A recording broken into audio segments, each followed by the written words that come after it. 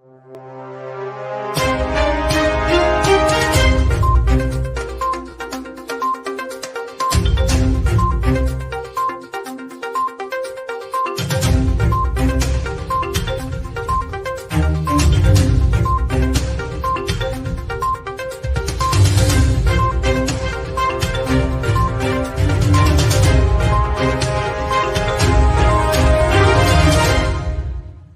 now, the Lowdown, with economist and political strategist Elson Low.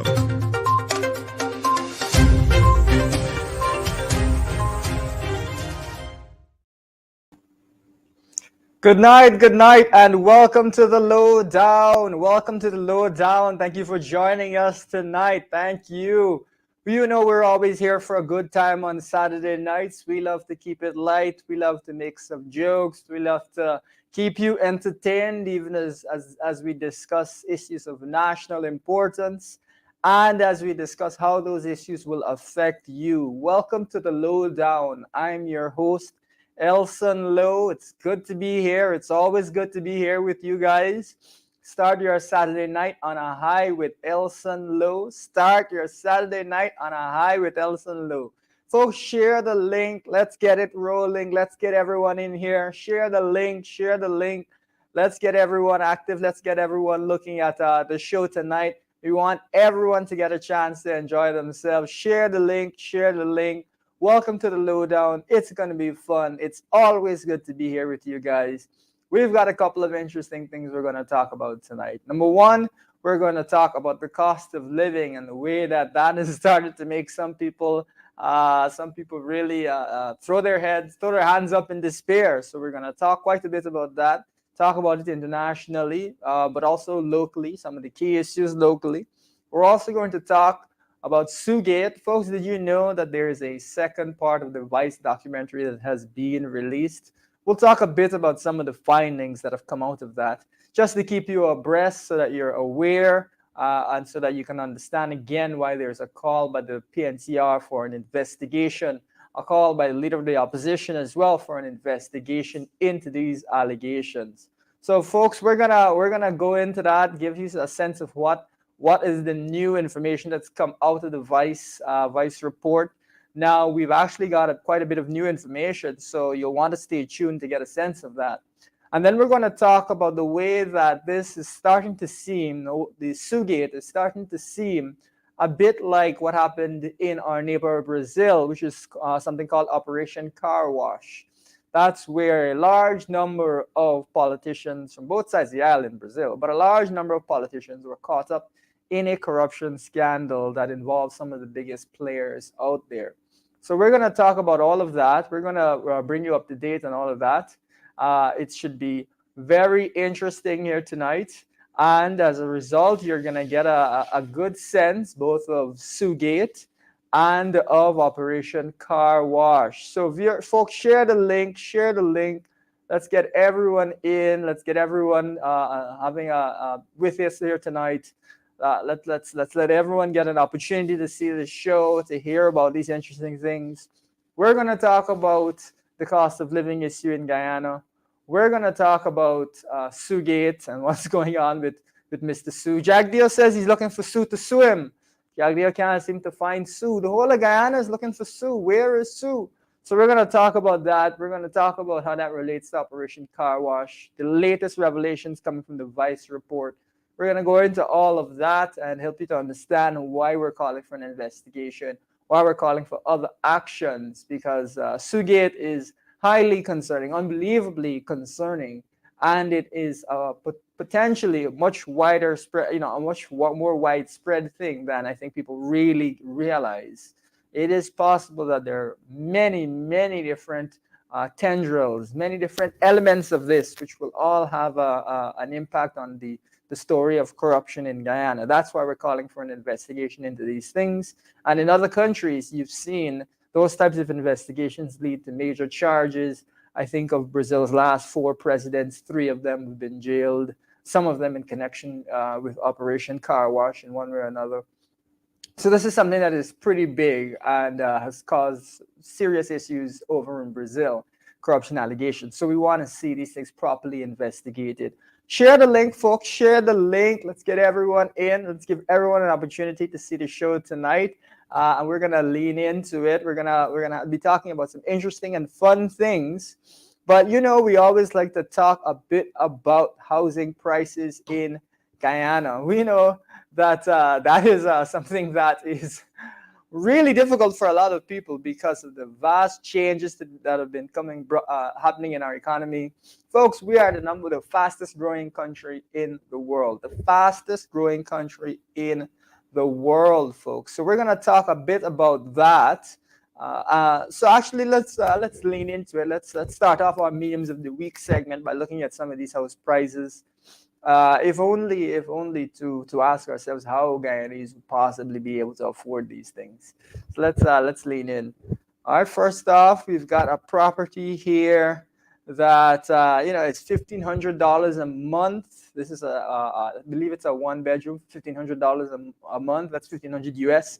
That's 1,500 Guyana dollars. If only. And that actually means that you're talking about 300,000 Guyana dollars, $300,000 a month. My word, for this particular place. That is very hefty, very hefty. As we had mentioned on previous shows, in order for you to be able to comfortably afford something like that, you need to be making roughly 900,000, maybe $1 million a month. So you have to ask yourself, who's making $1 million a month that they can afford to rent these types of places?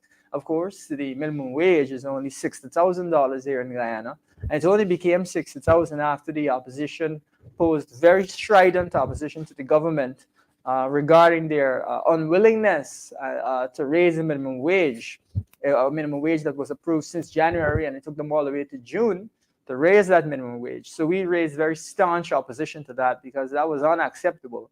But even after the raise, it's still only $60,000, which means that the rent, folks, the rent for this place is actually 5 times the minimum wage. The rent alone is 5 times the minimum wage. That means then that someone who can afford this place is making what? 15 times the minimum wage? That's crazy. Folks, we've got an economy that is firing on all cylinders. That's at least the oil sector is doing quite well, but we're seeing growing inequality, and that is now affecting everyone who is not in the oil sector. A lot of ordinary Guyanese. That is not acceptable. No one thought when we got oil that we'd have things would actually get worse rather than better. But as we've said right from the beginning, oil is a funny man, and if mismanaged, things can actually get worse rather than better, and that's been the case in some countries. So we've got a $1,500 a month place for rent here. Let's pull up the next spot here. We've got another spot. Okay. So this particular place is $2,500 US a month. I believe this is a 3-bedroom. Yeah, I believe it's a 3-bedroom. So, we're talking about almost $1,000 US per bedroom, almost $200,000 per bedroom, which is unbelievable. Again, who can afford $200,000 per bedroom? I'm sure it's a very nice place in a nice neighborhood, but even then, that's a very hefty price. In some parts of the States, you're not even going to be paying a rent that high. So imagine that in Guyana, you have higher rents than you have in parts of a fully developed economy like in the US. That is unbelievable, I think. But it is the everyday reality of what we're looking at in Guyana, the land of oil, Oilana, as some people were calling it a little while ago.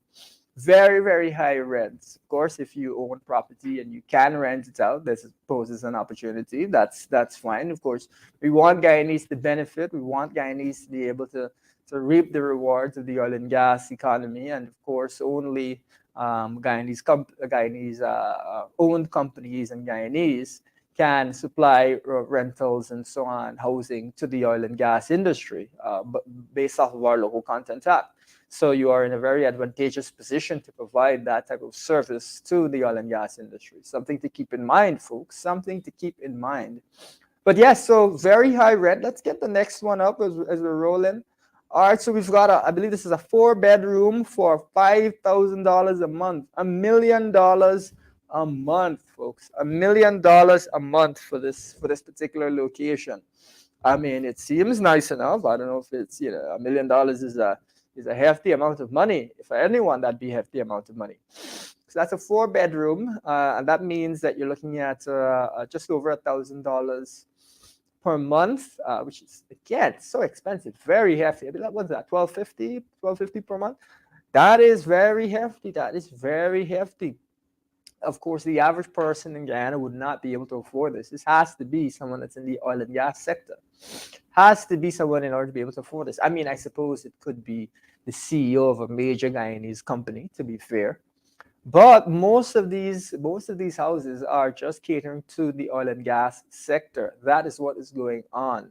It is really going to push a lot of Guyanese out of the urban areas, some of the higher end areas, as they try to find housing in other parts of the country. So it's definitely going to cause a big change in this country for sure. That is what we're seeing, folks. Really big changes in the country, really big changes in the economy. We want people to benefit, but we also want to ensure there's a level of equality. We want to ensure there's a level of equality. If we've got people who are making millions of dollars a month, it is really concerning if, on the other hand, you've got a minimum wage that's all the way down at 60,000, and recently was as low as 44,000. I mean, this is a really big gap. Another thing that I like to remind you viewers of is that there are folks who are squatting on land, don't have their own permanent residence, whereas the Guyana stock market has gone up 5 times over in just a few years. So people who own stock, which is generally the wealthier Guyanese, will have gotten 5 times richer. But if you're living on the dam and you don't have a title to your house and so on, you basically have made no money. You've not gotten wealthier at all. In fact, it's gotten worse for you because of the high level of inflation in the country. Very high level of inflation. Of course, inflation is an issue all around the world, but in Guyana, as the fastest growing country in the world, you think that we could do much more to affect it. Of course, there are countries where they're not growing, things are difficult, the economy is not doing well. Even if the economy is doing okay, they're battling with inflation. We are the fastest growing country in the world. We have been either the fastest growing or one of the fastest growing for a couple of years now. We should be doing more to combat inflation. I take this moment to remind you, viewers, that the government has put less than 1% of the national budget towards mitigating the increase in the cost of living. That's what it says in the national budget, less than 1%, 5 billion of a $552 billion budget, by far the biggest budget, but barely anything put towards cost of living mitigation. And that's why you're not seeing any change.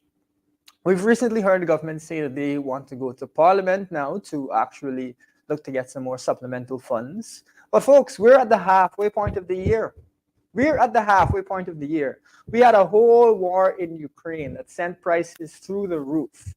And you mean to tell me now, months and months that Guyanese have been suffering high inflation, months that we've been suffering this. Ukraine war has rolled on and on to different phases. Prices have been up and it's been a whole difficult situation. Now the government wants to go to Parliament. We're past the halfway mark in the year. What were they doing all this time? They should have gone to Parliament pretty much immediately after the Ukraine war broke out because of the huge impact that it had on cost of living. Did they know that there was going to be a Ukraine war back in December? That's why, no, they couldn't have reasonably known that. So the only thing you could expect is that we would see a change where they would go back to Parliament earlier to get more funds to address these things. That I think would have surprised no one. What was surprising was that they didn't go back to Parliament to get anything. That was surprising.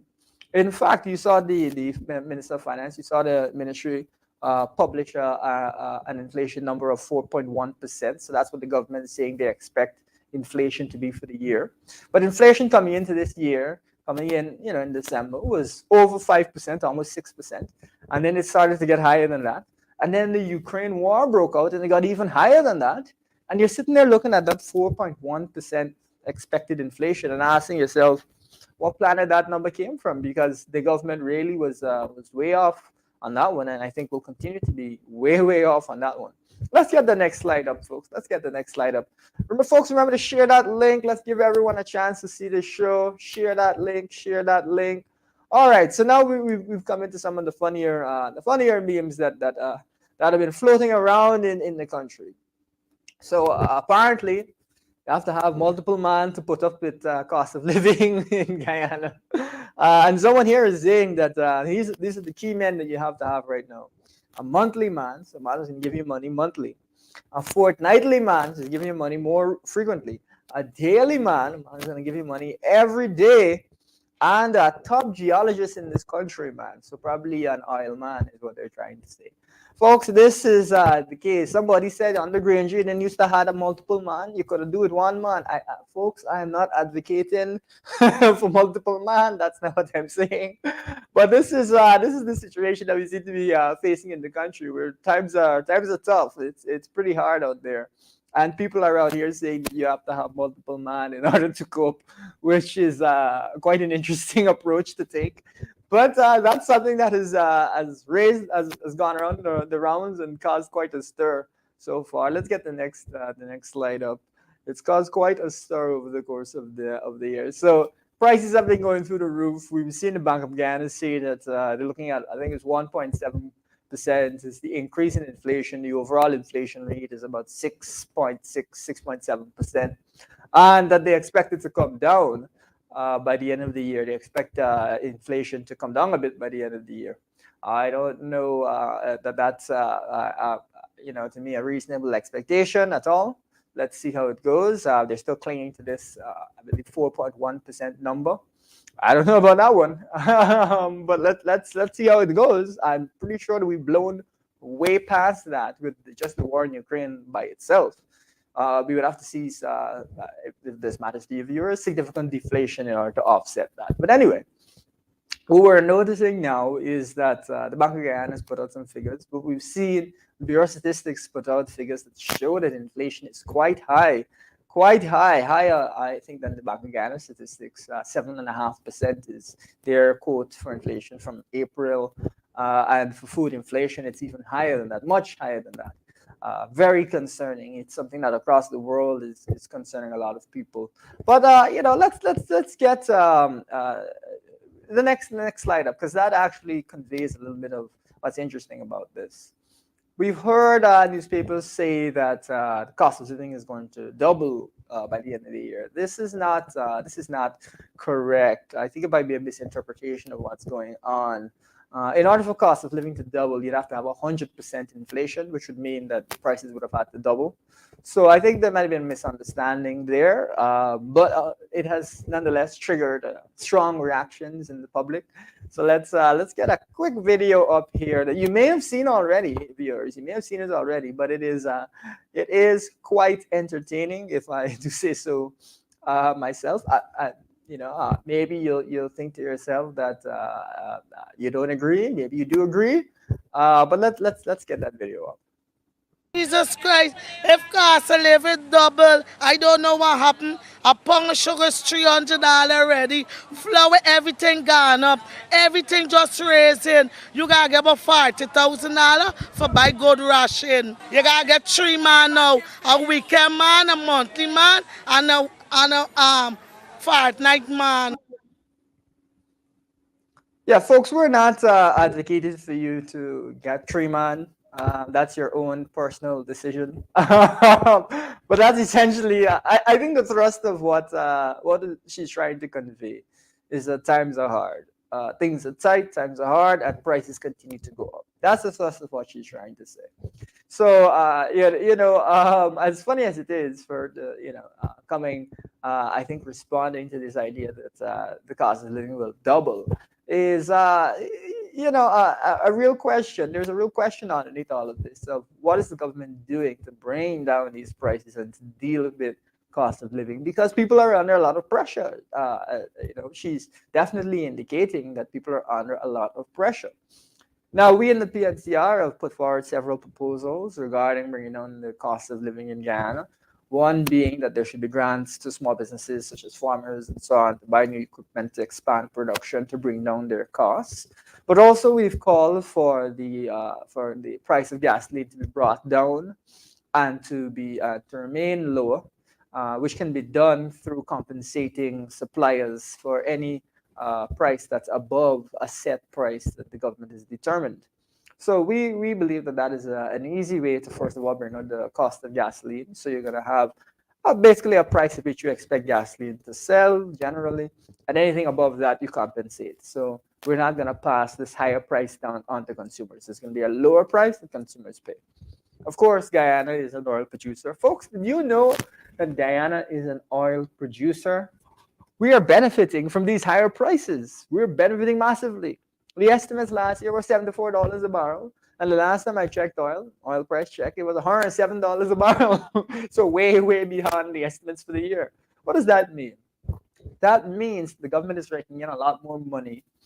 But at the same time, the prices at the pump will be much higher. We've heard the government say that nothing more can be done. And I'm thinking to myself, man, there's many things that could be done. So we have suggested that that is one way to bring down the price of oil. It would essentially involve redistributing some of the gains that we're getting from the higher oil price to the average Guyanese to ensure they can make it through this period. There's a fear that as oil prices rise, the risk of recession will get much higher. And right now, as it gets to $130 a barrel, the risk of recession is very high. If it goes to 150, some economists say that there will almost certainly be a worldwide recession. But there's a risk that it may get that high because the conflict with Ukraine and Russia has actually created a situation where the European Union is likely to impose a price cap on oil from Russia. Long story short, what that means is that the Russians may produce less oil in response to that. That will send the price of oil even higher because there'll be less of it available. People will be willing to pay a higher price to get their hands on some. Now, that could push oil as high as 380 by some analysts, which is crazy increase. But that's what happens if you have a crisis. On the other hand, oil prices may come down, and we would hope that they do for the sake of consumers. But the point being that we should not operate with the assumption that nothing can be done. That's not the way that we should operate. And the second thing is that there are things that can be done, such as this oil price mechanism we're talking about, where you have a set price generally that consumers pay, and anything above that, the government compensates the importers of fuel. We also believe that there should be vouchers for minibus drivers and for those who bring produce from the farm to the market to help to bring those prices down. And of course, that will directly affect the greens, the cost of vegetables in the market, because if it's cheaper to transport these things from the farm to the market, that means the price of these things can come down. So these are a lot of direct measures that will allow a real fall in the cost of living and allow us to redistribute some of the extreme benefits that are coming from this higher oil price to those who most need it at the lower end of the income scale. I remind you, viewers, that this is a time of plenty. We should not have people punishing in a time of plenty. We should not have that. And in fact, we've sadly, we're seeing people, according to the FAO, skipping meals, Guyanese skipping meals to deal with the cost of living issue. And that's the furthest thing from acceptable. It should not be, and I think everyone would agree with me, it should not be that in the fastest growing country in the world, you have people skipping meals to get by. That is not acceptable, and we need to do something about that. That is why we need to continue to pressure the government to provide relief, more comprehensive relief than they've been providing so far. A one-off here and there is not going to be enough, and I think that's why you're continuing to hear people cry out, like in the video. Of course, the video is a bit of an extreme example because it seems that she thought the cost of living was going to double by the end of the year. But nonetheless, it is a concern that must be met. Let's jump across to the next slide, actually, because we want to talk a little bit about what's going on, across the world. So the Economist has actually come out to say that there's expected to be a lot of unrest all over the world this year because a lot of poor countries, well, not just poor countries, a lot of countries that don't have the same economic capacities will not be able to spend as much money to help to offset this increase in the cost of living. And this will cause a lot of unrest and difficulties and so on and so forth. And that is why across the country, you're seeing quite a bit, across the world, you're seeing quite a bit of unrest I think in Guyana, it's understandable if there's a lot of protests and these types of things over the cost of living, and that is something that we got to keep an eye out on. We got to keep an eye on that. Um, it's quite important for us to consider, and it's important also to see that some of these things are not unique to Guyana. It's just that Guyana is in a uniquely good position. Of course, we condemn acts of violence. Leader of the opposition recently spoke at Golden Grove to say that we don't want people to be engaging in acts of violence and theft and so on when there are protest marches. That's not the point of the protest. That's not what we want. But I will point out that it was interesting that the protesters, rather than burning down houses, stole food, right? That's interesting. And it seems that that's a trend you're seeing in a lot of countries all over the world. So this is not to excuse that action, because we don't want violence against innocent people. But maybe we shouldn't be surprised at it if other countries are having similar problems, right? And to that end, let's see what's going on in Sri Lanka, which I think is the worst, or probably the worst circumstance right now. And of course, we don't want to see violence. We want to see peaceful protests. But that is an interesting situation that's going on. So let's throw up a quick video on what's going on in Sri Lanka, right? We begin tonight with breaking news as the island nation of Sri Lanka has descended into political turmoil. The country's president and prime minister will both resign, bowing to pressure after protests rocked the capital, Colombo. Tens of thousands of demonstrators broke through barricades and stormed the presidential residence, forcing him to evacuate. Crowds shouted and cheered as they roamed the halls, climbed statues, and defaced property. Separately, protesters broke into the prime minister's private residence and set it on fire. The crowds were a crescendo of Sri Lankans' discontent against leadership they deem responsible for the nation's worst economic crisis in a generation. To get rid of the president and the prime minister, and to have a new era for Sri Lanka.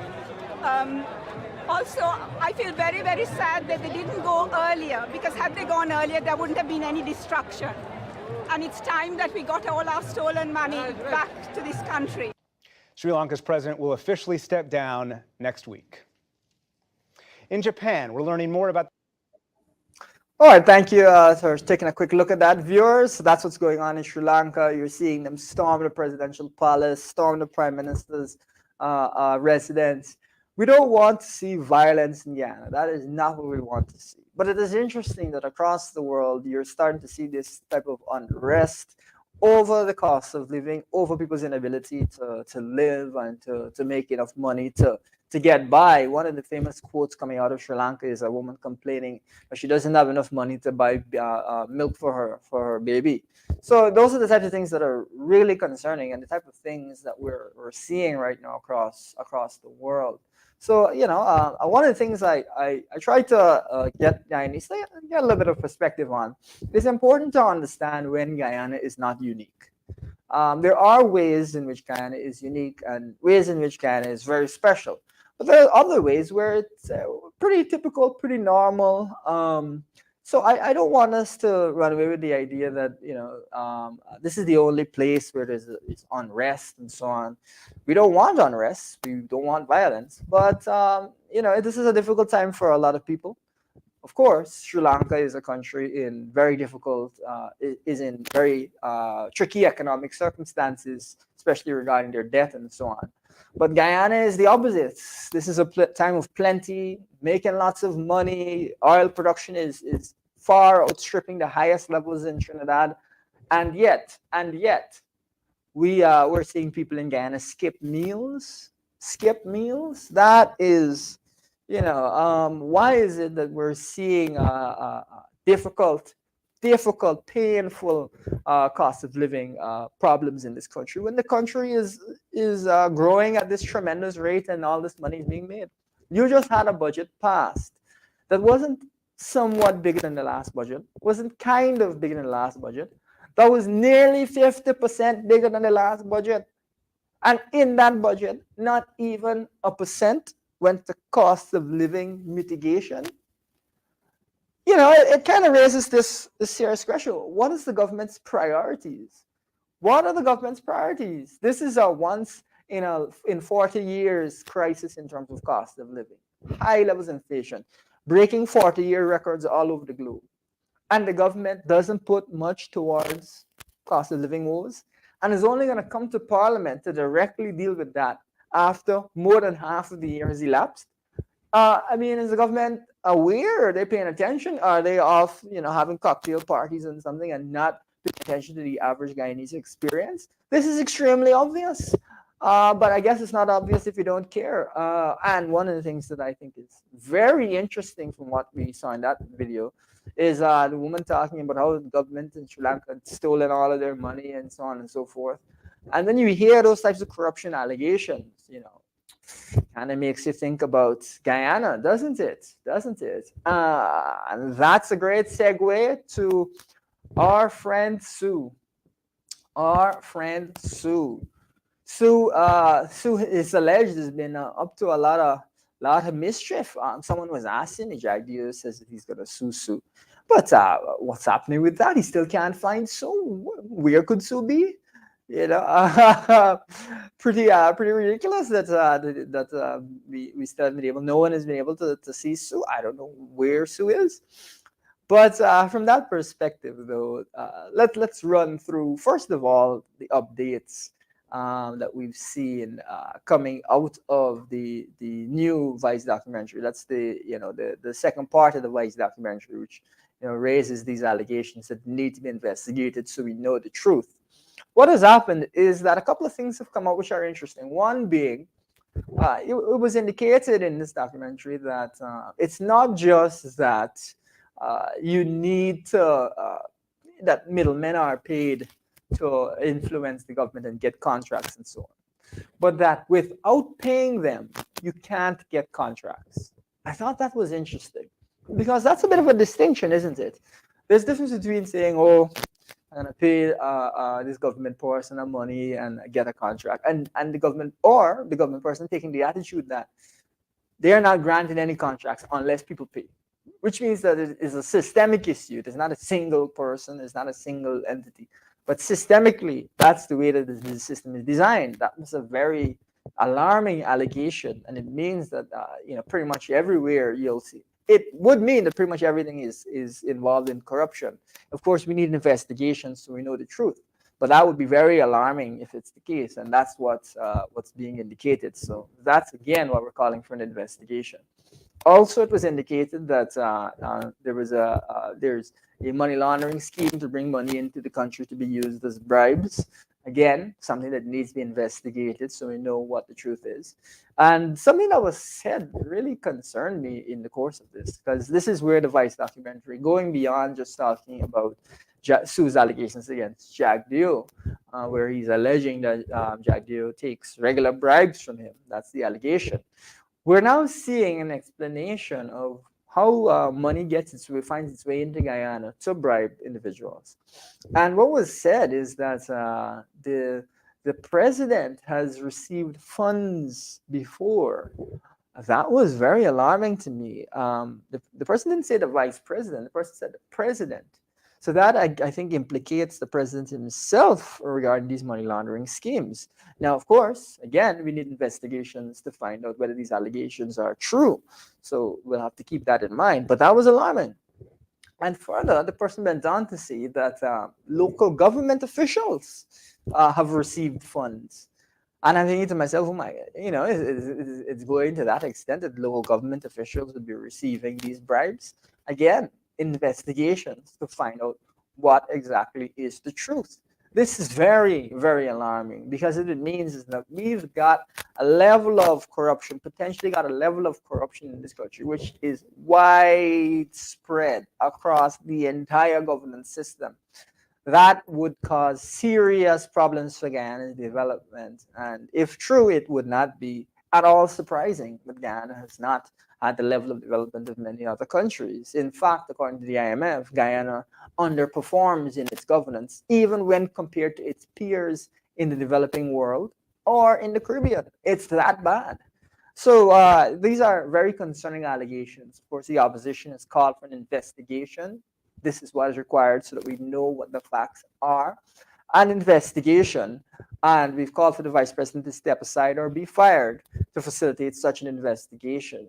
But it is very concerning to hear so many individuals potentially implicated. And one thing that Sue actually said is that he's very close with other government officials, not just the vice president, which raises some serious questions. Of course, it was reported in the Vice Media report, in the Vice Media presentation, that Sue has wood concessions, so timber concessions, as well as gold mining concessions.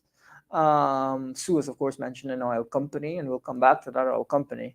But that's three different departments. And if Sue is going around bribing left, right, and center, then that means that we now must question each of these different government departments. These things need to be investigated so that we know the truth. These things need to be investigated. It is highly alarming that we're hearing from multiple sources, not just Sue, we're hearing multiple people in that vice report say that this is how the system works, this is how things get done in the country. Multiple people are saying that. We've now got three that are saying that. Very, very concerning, needs to be investigated. But what it reminds me a bit of is something that happened in Brazil called Operation Car Wash, which is where just in the course of investigating a simple car wash, we actually saw the largest corruption investigation in the world at the time, involving endless numbers of senior Brazilian politicians in a wide-ranging and complex bribery scheme involving some of the largest contractors in the world. That is potentially what's going on in Guyana, where you have multiple people involved in these types of bribery schemes centered around individuals like Sue. We need investigations to find out what is going on, because that's deeply concerning. But of course, I think if you ask the average Guyanese, is the government corrupt? The average Guyanese will be like, yeah, government's corrupt. So the question is, how corrupt? Let's look at Operation Car Wash to give you some perspective, viewers. So we got a quick video here that you might find entertaining. This is Comperj, the biggest petrochemical complex in Brazil. It's located in Itaboraí, a small city in the state of Rio de Janeiro. The multi-billion-dollar project launched in 2008, and the plan was to open in 2011. Thousands of Brazilians moved there to work. But it's 2018, and Comperj never opened. Construction of the complex stopped in 2015, after it became a symbol of the largest corruption scandal in Brazil's history, Operation Car Wash. Hundreds of prominent Brazilians, including CEOs, members of Congress, and even a former president, have been implicated. Some of Brazil's largest companies lost billions of dollars, and the country slid further into a recession. 4 years since it broke, the scandal is still rippling through Brazil, leaving places like Itaboraí devastated in its wake. Quando você acha que está indo bem, é aí que você tem que abrir os olhos, porque vai de mal a pior. Isso tudo nós aqui sabíamos que isso ia acontecer. Uma hora ou outra isso aí ia vir à tona aí, e o que aconteceu foi isso. Trabalhei 1 ano e 4 meses lá dentro do Comperj e foi a gota d'água, foi quando acabou.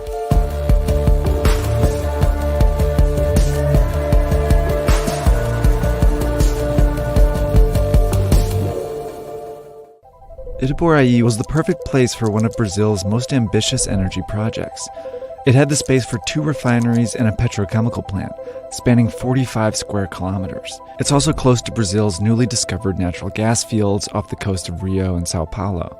When the project launched, it was estimated that Comperj would generate 200,000 direct and indirect jobs in the area. Itaboraí became a boomtown. In 2010, 50,000 people moved there, 160 new businesses opened, and the population grew by over 16%. But 1,200 kilometers away, police broke a case that would doom Comperj. In 2012, they had this gas station in Brasilia under surveillance. They suspected it was being used to launder money. Criminals would bring in illegal cash, report it as gas station earnings, and then funnel the cash to someone else, making the money hard to trace back. The police arrested a known money launderer, Alberto Youssef, and offered him a plea deal in exchange for the source of the money. But he warned his lawyers, "If I speak, the republic is going to fall." Yusuf testified that he was laundering money not for criminals, but for top executives at Petrobras, Brazil's state-owned oil company. Petrobras was the largest oil company in Latin America. It also owned Comperj. The police launched a massive investigation, Operation Car Wash, and soon discovered Petrobras was at the center of an intricate corruption scheme. The company used its projects to enrich criminals, engineering companies, and Brazilian government officials. Here's how it worked in the Comperj project. When Petrobras needed to build the complex, it started a bidding process for the job. Typically, engineering firms would compete for the contract, driving down the price for Petrobras. But a group of these companies got together and formed an agreement. Instead of competing against each other, they cooperated to fix prices and take turns accepting projects. Odebrecht, the biggest firm and ringleader of this cartel, won some of the major contracts to build Comperj.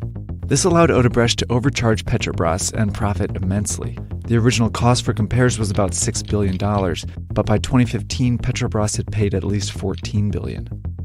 Odebrecht then money laundered some of its profits through outside businesses like the gas station before paying bribes to Petrobras executives and politicians. These executives would take the bribes as an incentive to keep giving contracts exclusively to the cartel. Politicians took the bribes in exchange for their influence over Petrobras, like Rio de Janeiro state governor Sergio Cabral, who received more than $800,000 to give Comperj contracts to a firm in the cartel. This also became an important funding source for their re-election campaigns. Brazil's Petrobras, one of the world's biggest oil companies, in a heap of trouble. The company is in the midst of an escalating corruption scandal. After the scandal broke, Petrobras and the engineering companies were in trouble. Over 24 executives were initially arrested. Compounded by falling oil prices, Petrobras lost half of its stock value between September 2014 and January 2015. Construction on Comperj was incomplete when 13,000 workers were laid off. Today in Itaboraí, 40,000 people are signed up for the city's employment program. An average of 250 people line up here in search of odd jobs. As pessoas, a maioria, vira à noite sim. Fica aqui para poder garantir a sua vaga aqui. Geralmente aqui é 300, 500 pessoas já teve aqui para poder pegar a senha. Só que só são 300 senhas distribuídas. Many of these unemployed residents used to work at Comperj. Como eu ainda trabalhei lá 2 anos no Comperj, então eu tive muita oportunidade. É um lugar em que você pode até crescer um pouco a sua estabilidade de emprego, entendeu? Eu vim de Cabo Frio na esperança de trabalhar no Comperj, no polo petroquímico, sendo que já tinham me falado das vagas. Aí eu saí, me mudei, vim morar aqui, né? Hoje sou morador daqui. The massive layoffs at Comperj affected the rest of the city as well. Eu fui montar um restaurante lá na entrada do Comperj, na entrada mesmo, na principal do Comperj.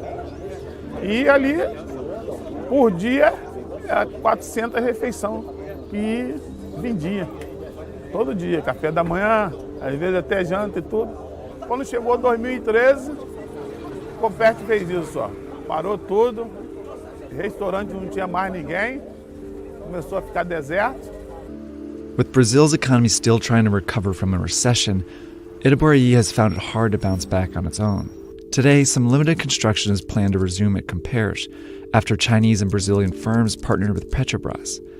The natural gas unit is expected to open there in 2020. But this would only create about 5,000 jobs. And the problem is, the closing of Comperj and the devastation of Itaboraí is not an isolated incident. It happened all over Brazil and all over Latin America. Operation Car Wash successfully revealed systemic corruption in Brazil. Car Wash put ex-President Luiz Inácio Lula da Silva in jail, contributed to the downfall of his successor Dilma Rousseff, and a related investigation has led to her successor, Michel Temer, being charged for corruption. The ex-CEO of Odebrecht was sentenced to 19 years in prison, and Ike Batista, once Brazil's richest man, was sentenced to 30 years. But the same companies were funding major infrastructure projects all over Brazil, so the scandal brought many to an abrupt stop. Like this nuclear power plant in Angra dos Reis, for instance. Like Comperj, it was halted in 2015 because of direct involvement in the car wash scheme. $60 million in bribes were paid out of the project's funding. By 2016, 11 projects were reportedly stalled in Brazil alone. It didn't stop there. The engineering companies involved worked all over Latin America, and in 2016, 17 projects were reportedly stalled in at least 7 countries. Like this irrigation project in Peru, where 3 former presidents have been accused of taking bribes from Odebrecht. In Colombia, this river dredging project was stopped after Odebrecht admitted to paying $11 million in bribes. And in Venezuela, at least 23 infrastructure projects have been suspended. These stalled projects mean lots of layoffs. A report estimates the car wash scandal wiped out 500,000 jobs in Brazil alone. Over 4 years after the scandal broke, Brazil's unemployment is still high. Operation Car Wash is a blessing and a curse. On one hand, it's uncovering systemic corruption that has plagued Brazil for decades. But on the other, it's threatening Brazil's democracy. For many, the prosecution of prominent leaders, especially Lula, who was imprisoned at the time when he was leading in the election polls, has revealed a bias in Brazil's judicial system. The elections are now the most divisive in the country's history, with many losing their faith in their political leaders. Hoje em dia nós não sabemos quem é. A pessoa hoje em dia ela vem disfarçada. Do que ela fez, a pessoa vai procurar e ela não atende.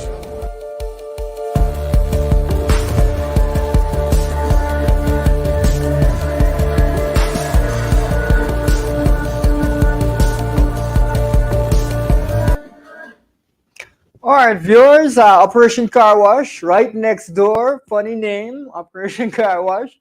But it reveals something that I want you to think about, which is systemic corruption. That's when the entire system is structured to facilitate corruption.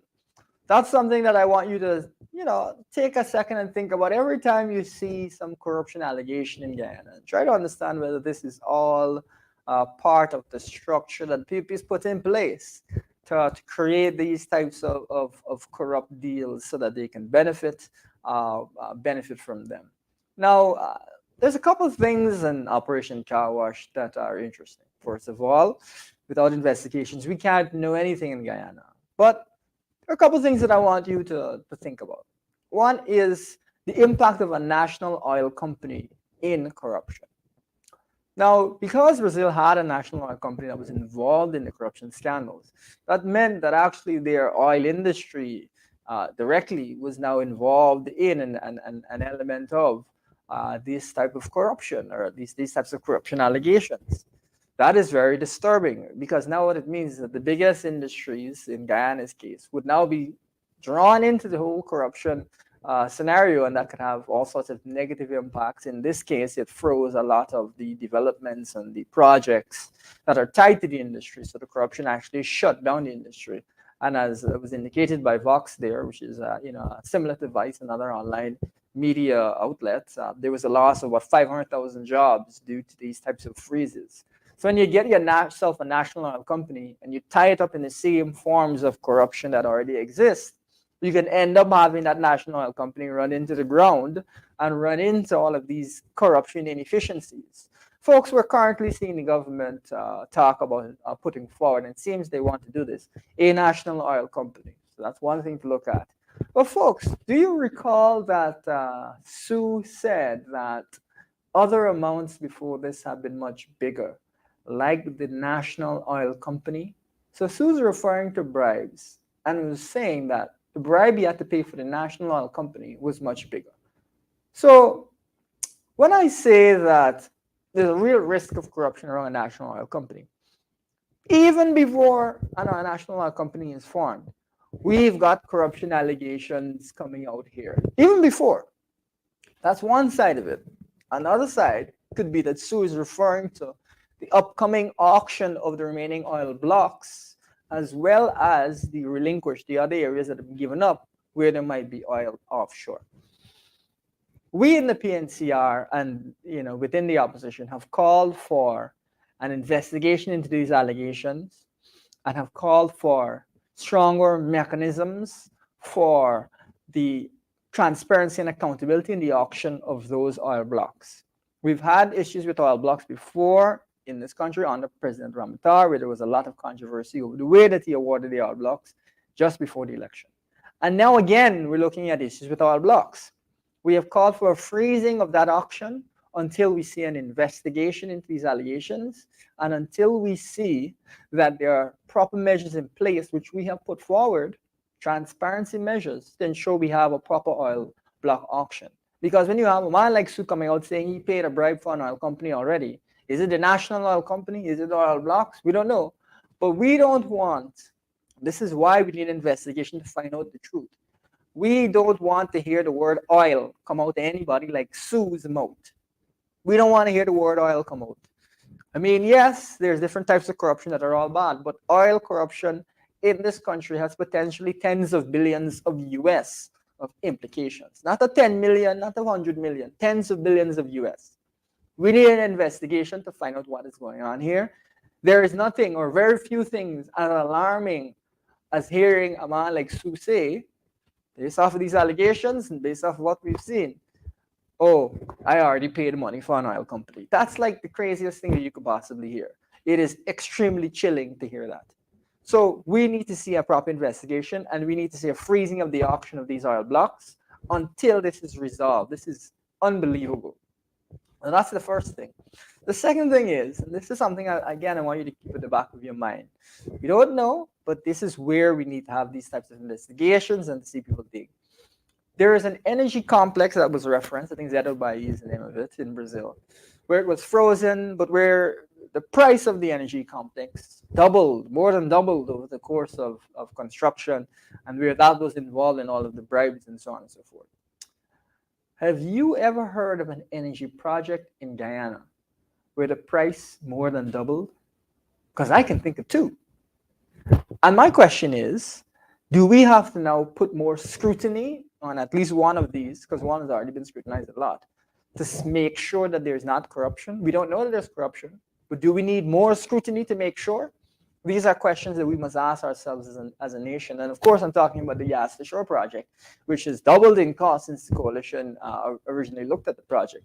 We need to scrutinize these types of projects to get a sense of their costs, because we don't want to see corruption. We don't know, but we don't want to see that. That's the first. The second is, of course, Amalia Falls, which we've talked about over and over and over again. That is one where, again, we've seen the cost of the project double. It was originally supposed to be about $300 million US. Now it's $700 million. So looking at the doubling again of costs. So this, again, is very concerning. We need to see close examinations of costs. We need to make sure that we're not seeing corruption in these projects. We don't know, but we need to make sure. And on top of that, so is to say, oh, amongst these other amounts that were higher, was like the hydroelectric dam. That was one of them that was higher. It took tens of millions for the hydroelectric dam. So is, in essence, alleging, it would appear, that there's been bribes paid for Amalia Falls to go ahead to whatever company. And the Vice documentary goes forward in implying, I think heavily, that that's the reason that the company that was going to build the hydroelectric dam fell off of the project.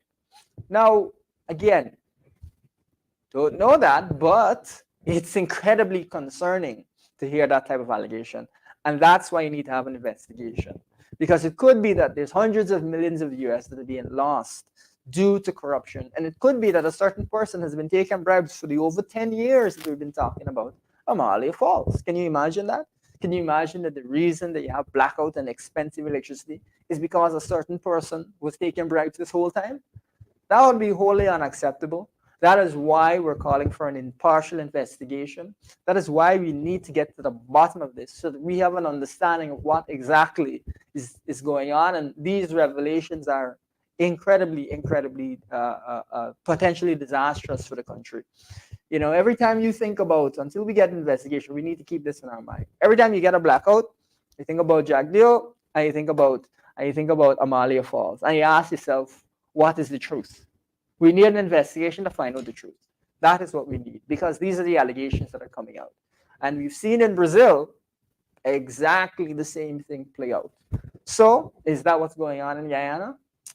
Investigations are what is required, and the amount of money that's involved is huge.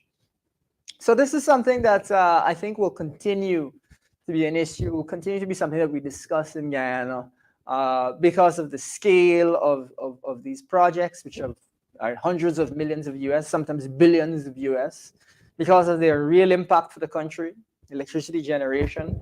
We've seen the president say that they're going to go ahead with Amalia nonetheless, which is shocking to me. But the thing about it is, ultimately, we do need to generate electricity in this country.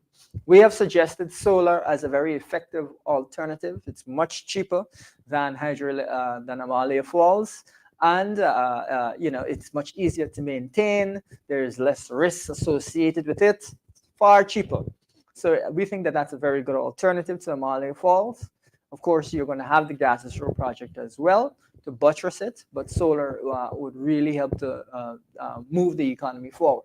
So that's something that we can think is a very good idea. But we don't need to generate a lot of electricity. It's just that we need to generate it in ways that are free from corruption, number one. And number two, ways that are efficient in terms of how we use our national funds. We don't want what happened in Brazil to take place here in Guyana. We are seeing more than doubling of the cost, and it's all because of corruption. That's not acceptable. That's not the way that we want our country to go. And that's something that we as citizens have to be very vigilant about, because there are direct allegations regarding these same types of projects that are swirling everywhere. And Sue didn't say just one person. Sue said many ministers, he's connected to many government officials. Later on in Vice documentary, you hear about the president, then you're hearing about local government officials. This sounds a lot like Operation Car Wash. This sounds a lot like what happened, systemic corruption, the type of things that happened in Brazil. But we need an investigation so that we know what is what, and so that those who are corrupt, if they are corrupt, can be dealt with. This is, again, incredibly concerning. Folks, we're going to close off the show for tonight. We encourage you to continue to apply pressure to those in power, because we want to ensure that we have the best future for Guyanese, and not that the money is squandered and ends up in a certain person's pocket. And on that note, I'll say to you, thank you for joining me on the Lowdown, and we'll catch you on Tuesday and then on Saturday.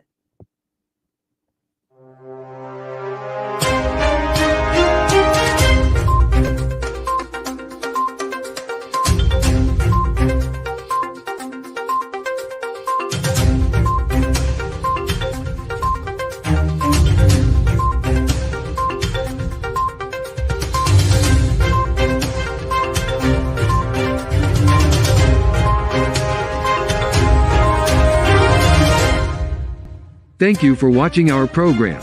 See you right back here, same place, same time. And remember, hold the line of battle, comrades. Our victory is sure.